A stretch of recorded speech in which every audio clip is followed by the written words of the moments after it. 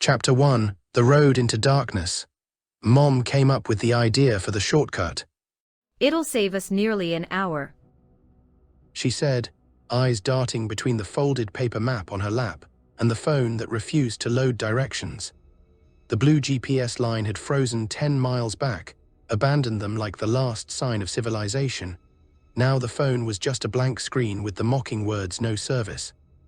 She tapped it against her palm as though she could beat a signal back into existence.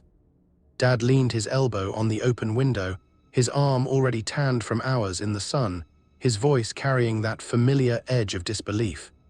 Should save us an hour. He rolled his eyes.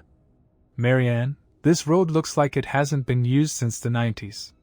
We'd have been fine if we just stayed on the highway. Fine.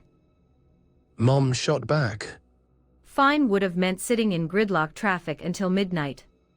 Fine would have been Lily falling asleep in the back seat and waking up cranky. This road cuts through that traffic. Trust me. Dad gave a short, humorless laugh. That's the problem. Trust me. I've trusted you when we got lost in the Blue Ridge Parkway, remember? Or when you swore the beach cottage had plumbing. Please, Daniel said quietly, his hands tightening on the wheel. He didn't look at either of them, just focused on the narrow stretch of cracked tar unraveling ahead. The tension between his parents was as old as he was. It filled the car like humidity, sticky and stifling, impossible to escape. Sometimes it simmered for weeks without boiling over. Other times, like tonight, it sparked with every word. Daniel had long ago learned not to take sides between them. He wasn't 12 anymore, stuck in the middle seat, wishing he could vanish. He was 26 now, driving the car, pretending he could control more than just the steering wheel. The forest pressed in close on either side of the road. These weren't the kind of trees he was used to. At home, the trees grew in neat rows as they were planted, trimmed and spaced, with the leaves pruned back each spring. Out here, deep in the West Virginia stretches of the Appalachian Mountains, the woods seemed ancient, creepy, alive, pines and oaks, maples twisted together in tangled masses, their bark split and bone-pale in places. Branches arched across the road like gnarled hands, knitting into a canopy that strangled the sky. Even though the dashboard clock said it was only 5:30, it already felt like dusk. A low mist hugged the forest floor, curling around roots and rocks, swallowing anything it touched. A soft voice floated from the back seat. Danny. He checked the rearview mirror. Lily sat cross-legged with her stuffed rabbit tucked under her chin, the same way she had since she was a toddler. At 7, she was still so small, all narrow shoulders and restless hands. Her dark hair had come loose from its braid, falling in tangles across her cheeks. "What's up, little bug?" he asked. Her lips brushed the glass of the window, leaving a faint smudge as her breath fogged it. They're following us. Daniel frowned. "Who's following us?" She lifted one finger and pointed out the window, not at a car nor at the road, but in the spaces between the trees. He squinted his eyes but saw only the undergrowth and shadows shifting with the sway of the branches. "That's just how it looks when the sun's low. The trees cast long shadows. There is nothing there, Lily." Lily didn't argue, didn't laugh. She just pressed her rabbit tighter to her chest and whispered, But they walk like us, Danny. Something cold brushed against the back of Daniel's neck. He wanted to tell her to stop, wanted to laugh it off, but her voice was calm and certain. She's tired.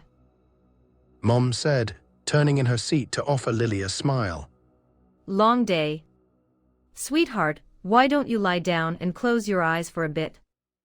I'm not tired. Her tone was so flat, so adult-like. The car lurched as it struck a pothole. Dad cursed, one hand braced against the back seat behind Mom. Frack and Danny, pay attention. These tires won't take more of this road. Daniel's grip on the wheel tightened. The pothole had been impossible to miss. He bit back the words burning on his tongue. Arguing never helped. Headlights carved a narrow path through the gloom, their glow stretching pale across the asphalt. For a moment they flickered, dimmed to a weak pulse of yellow before sputtering back to life. Great. Dad muttered. Old car, bad road. Wonderful combination we have here.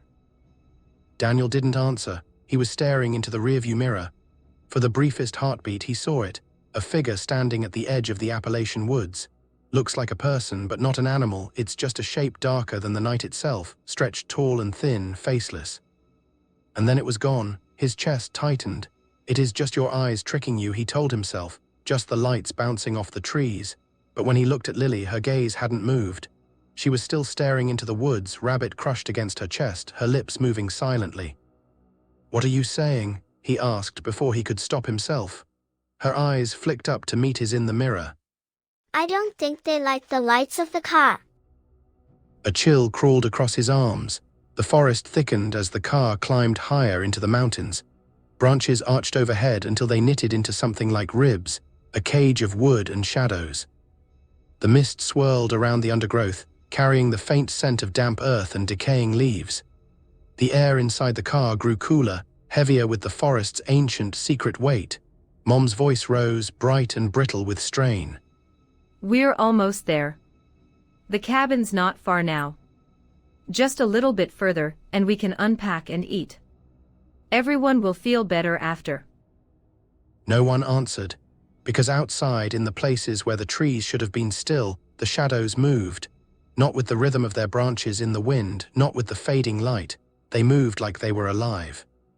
And in the mirror, Daniel saw them again, stretching across the road, keeping pace with the car, waiting. He gripped the wheel tighter, his heart was pounding out of his chest, and he drove faster.